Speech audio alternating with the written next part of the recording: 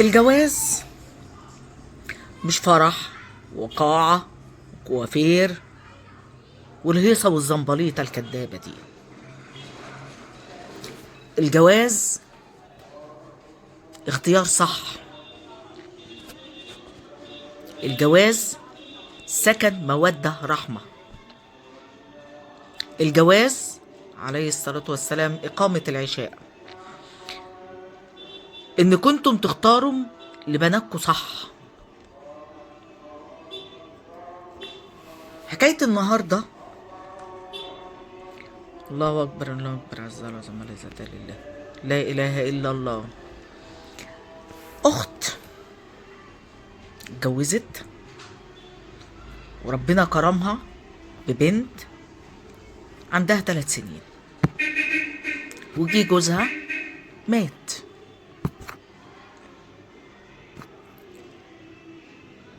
البنت فضلت عايشة في الشقة مع بنتها، وحماتها وحماها قالوا لها يا بنتي الكتف ده زاد والكتف ده زواد، عمرنا ما هنكل بيكي وبلحمنا. عاشت بعد وفاة جوزها حوالي 6 شهور لحد ما جه أبوها وأمها وإخواتها وبدأوا يلعبوا في دماغها. ده حماتك عايزاكي تقعدي علشان انت بتخدميها، كانت دم ببلاش، لا اتجوزي، ده في عريس غني، طبعا ما غني الا الله، وموافق ان هو يربي بنتك. رفضت البنت وقالت لهم انا بعد جوزي الله يرحمه مش هفكر ان اتجوز. المهم كتر الزن اقنعوها انها تشوف العريس. استأذنت حماتها وخدت بنتها وراحت بيت ابوها علشان تشوف العريس. العريس ارمل، عنده 3 بنات كبار متجوزين، والفرق بينها وبين العريس بتقولي حوالي 16 17 سنة، يعني فرق كبير. فبقول لها ايه اللي اجبرك على كده؟ قالت انا قلت طالما كبير في السن فهيحتويني. قلت لها تمام. قالت خلال اسبوع تم كتب الكتاب. اول اسبوع سبت بنتي مع امي وابويا، وبعد كده جيت خدتها. فضل كويس كام يوم مع البنت، وبعد كده فوجئت ان البنت كل ما تشوفه تمسك فيا وتتسرع وتقول لي عفريت، وانا ازعق لها واقول لها ده بابا، تقول لي لا وحش. انا بقيت مستغربه، مع اني انا بشوفه بيطبطب عليها ويقعد يقول لها انت بنتي وانت حبيبتي، والبنت بتبقى مرعوبه وخايفه منه. طول في يوم نمت بدري فقلقت بالليل ما لقيتوش جنبي، بدور عليه لقيت الشقه كحل. افتكرت الكهرباء قطع، بدأت أحسس علشان أروح للكشاف اللي موجود في الحيطة أقيده، لقيت نور خافت خارج من أوضة بنتي. شفت منظر أنا خلاني اتجمدت من الذهول. اتخضيت وقلت لها منظر ايه؟ قالت لي لقيت البيه مسلط الكشاف على بنتي وعمال يعمل أصوات مرعبة، يقول لها أنا العفريت هقتلك، قولي لماما إن أنا مش عايزة أقعد هنا، أنا هذبحك. والبنت تعيط يشخط فيها ويقول لها وطي صوتك، وحاطط إيده على بقها وعمال يبرق لها. أنا اتخضيت من المنظر. رحت قايده النور، اتخض، فبيقول لي ايه اللي جابك يا حبيبتي؟ ده انا سمعت بنتك بتصرخ ودي بنتي وحبيبتي، انا جيت عشان اسكتها. قلت له بطل كذب، انا شفت كل حاجه. لما انت عايز واحده بدون عيال، ما اتجوزتش من الاول ليه واحده بدون عيال؟ رسمت الاهل ليه البحر طحين انك موافق بنتي تعيش معايا؟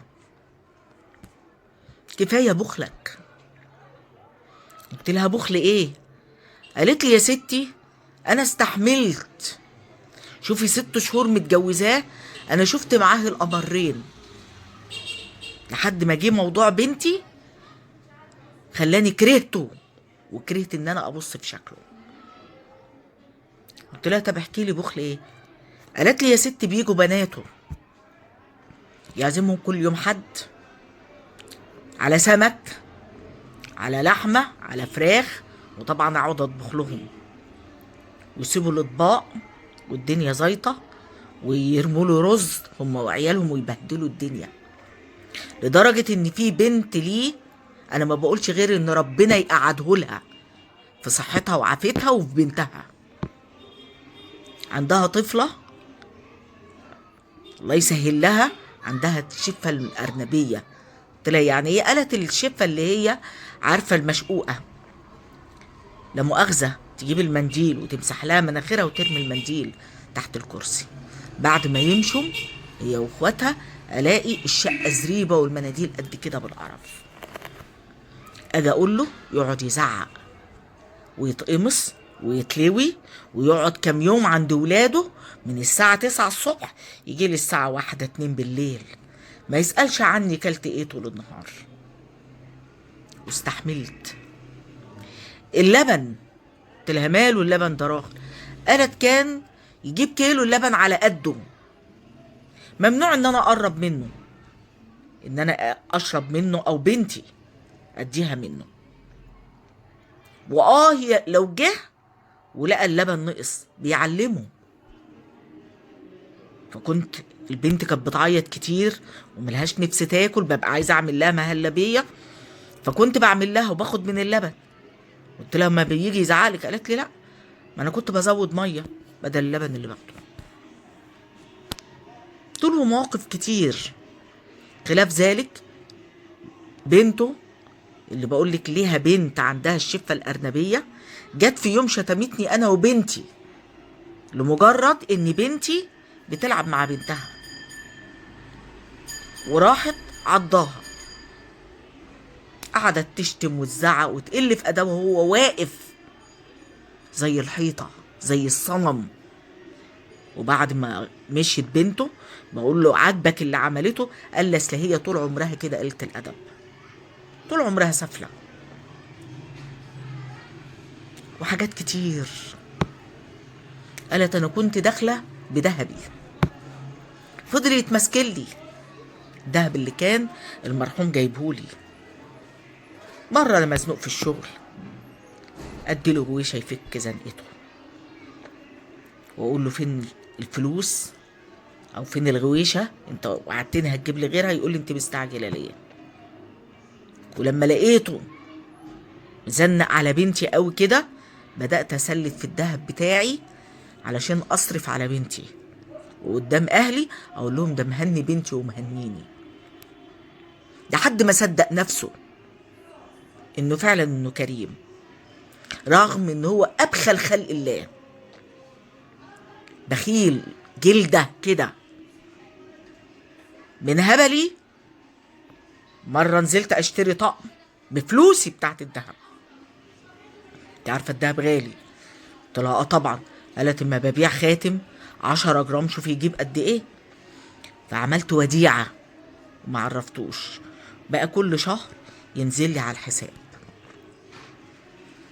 قلت لها طب برافو عليك. قالت لي اعمل ايه؟ لقيته عمال طمعان في الذهب، بعت له مره سلسله مره غويشه، ولقيته ايه ماسك لي ما فيش الشغل ما حلتوش الكلام ده. فرحت جايبه ذهبي كله وبيعاه ب 250,000 جنيه. ورحت حطاهم وديعة في البنك، وقلت القرش يجي كل شهر اصرف على بنتي منه. قلت لها طب ما هيسألك دهبك فين؟ قالت لي فعلا سألني الدهب بتاعك فين. قلت لها قلت له ايه؟ قالت ابدا. قلت له مش عارفه راح فين. انت عارف ان انا كنت قلعاه وحطاه على التسريحه واللبن والدهب اختفى. انا كنت عايزه اسالك انت خدته من ورايا؟ فقال لي انا ما خدتش حاجه. قلت له امال ايه؟ مين اللي خده؟ انا ما فيش غيري انا وانت وولادك اللي بيجوا كل اسبوع، ومش عايزه افتح الموضوع دوت واصعده لاهلي علشان الموضوع ما يكبرش وهيعرفوا انك انت واخد مني ذهب، فهيحصل قيل وقال والبيت هيتخرب. فجينا حاطه الجزمه ببق لحد ما تعرفني الذهب فين. قالت واتقفل الموضوع. قلت لها برافو عليكي. قالت اعمل ايه يا توحة؟ قالت لي المشكله انه بقى مصدق ان هو كريم، وبقى مصدق ان انا اتجوزته علشان فلوسه، رغم ان انا اتجوزته من كلام ابويا واخواتي عنه ان هو مؤدب وطيب، وان بناته ضبابره وسفله معاه، وهو اللي بيطبخ لنفسه وبياكل نفسه وبيغسل لنفسه وكلام من ده. يعني بمعنى ادق اتجوزته شفقه، وما رضيتش اقول له ان انا اتجوزتك شفقه. قلت اقول له ان انا متجوزاك عشان فلوسك، انك انت غني. وتاني حاجه قلت طالما انسان بيعاني مع اولاده كده هيتقي الله في بنتي وفيا. ده اللي كنت عايزاه، عايزه حد يحميني انا وبنتي. تقول لي الاسبوع الخطوبه كان دايما يشتكي من بناته ومن مراته الله يرحمها والمعاناه اللي عايش فيها. بعد جوازي لقيت بناته بقوا حبايب وبلسم ليه، بقوا يسألوا عليه، وكل يوم والتاني واحدة فيهم وبالذات البنتين الكبار عاملين مشاكل مع جوازتهم عشان يلهوه. قلت لها طب والبنت الأخيرة؟ قالت بصراحة في حالها، أنا ما شفتش منها لا حلو ولا وحش، إلا الاتنين التانيين أنا دايما أقول يا رب أقعدوا لبناتهم على حياة عينيهم. قالت يا ريت على كده. ده الكارثة إن مرة جات له رسالة ماسنجر،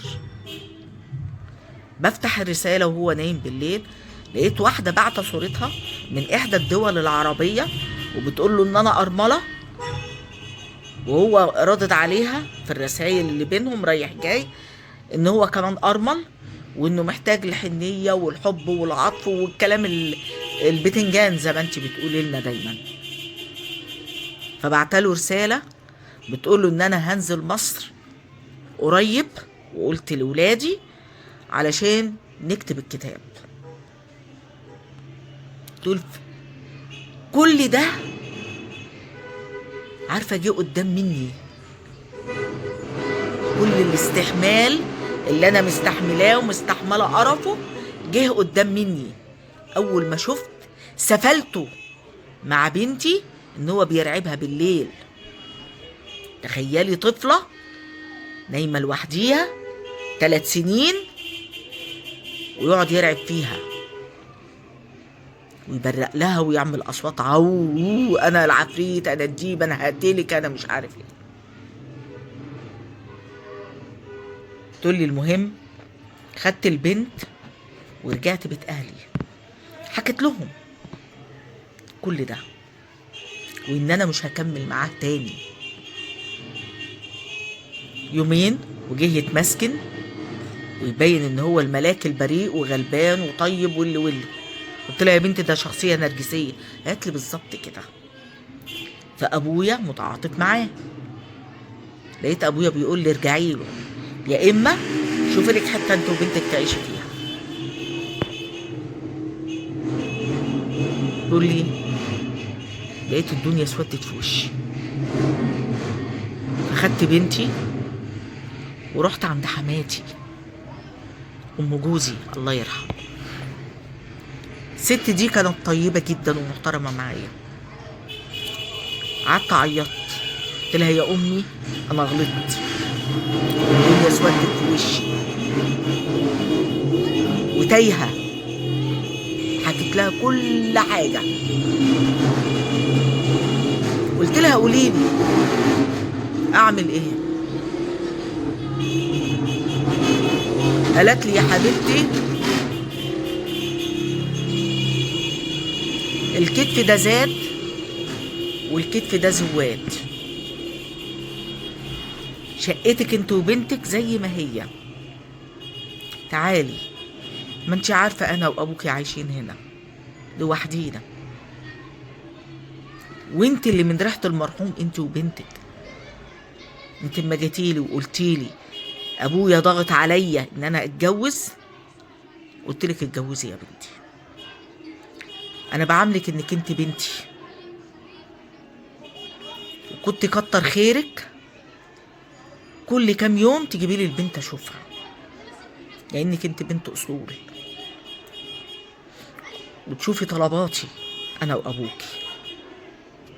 دول رديت قلت لها لانك انت فعلا وابويا اهلي، انتوا احن عليا من ابويا وام الاصليين. قالت لي هاتي بنتك وسيبيه. تقول لي رحت البيت لميت هدومي من عنده في الوقت اللي هو مش موجود فيه، ورجعت عند حماتي. وجت حماتي كلمت ابويا وقالت له انا ما فتحتش بقي لما اجبرتوا بنتكم على الجواز. بنتكم انت قلت لها يا ترجعي له يا تشوفي لك مكان تاني، بيت ابوها التاني مفتوح، اخليها ترفع قضية خلع لو ما طلقهاش بالذوق، وانا هدفع مصاريف القضية، وانسى من هنا ورايح انك انت ليك بنت وحفيدة. تقول لقيت ابويا جه قعد يشتم فيا قدام حماتي، راح حماية رادد عليه قال له طول ما انا عايش مالكش انك انت تيجي هنا تاني، بنتك مش قاصر، عدت السن القانوني، مالكش انك انت تتحكم فيها. طول قعد يهلفط بكلام وخد بعضه ومشي. كام يوم وزوج الغفلة طلقني، وعشت مع حماتي وحماية وانا حاسة بالامان والراحة النفسية. قلت لها طب ايه مشكلتك؟ قالت لي مشكلتي ان ابويا باعت عايز يشوفني انا وبنتي لانه عيان، وطالب ان انا اسامحه على اللي عمله في حقي، وانا ان جيت للحق مش عايزه اروح، اللي عمله فيا مش شويه، وخايفه اروح عارفه يكونوا عاملين فيا حاجه. قلت لها حاجه ايه يا بنتي؟ قالت لي معلش مش هقول مقلب ناصبينه ليه ليا، لا يكون ناصب ليا فخ. قلت لها مش للدرجه دي. قالت لي لا ده ابويا وانا عارفاه، فمش عارفه اتصرف ازاي. قلت لها بصي وجهة نظري، انا مش هقولك انك انت غلطت انك انت اتجوزت تاني وكلام من ده، ده حقك، وطبعا ابوك ما غلطش ان هو فكر يجوزك تاني، خصوصا انك انت لسه صغيره عايز يطمن عليك، بس هو حسن الاختيار، انت وابوكي اسأتوا الاختيار، وانت غلطتي ان انت قعدتي تمجدي في واحد بخيل انه كريم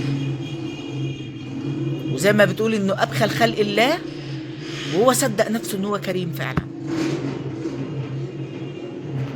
فدي مشكلة. قلت لها اللي حصل حصل، احكي لحماك وحماتك على اتصال ابوك ليكي وانه عايز يشوفك، وخدي بنتك وحماك وحماتك يكونوا معاكي في الزيارة دي، ما تروحيش لوحدك، عشان لو كان عامل لك فخ زي ما انت خايفة يبقى تروحي على ايديهم وترجعي معاهم. وان كان والدك تعبان فعلا وطلب منك السماح، سامحي.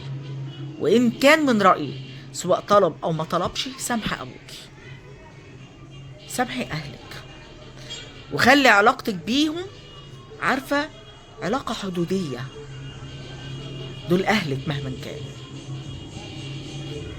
ده رأيي، انتوا رأيكم ايه؟ واعذروني على صوت المكن المقرف ده،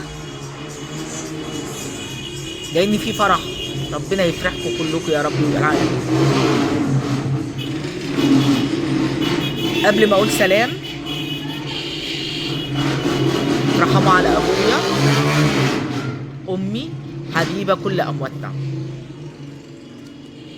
اروح ابص بقى من الشباك على لا مؤاخذه الجاموسه اللي عمال ينعر تحت ده. سلام.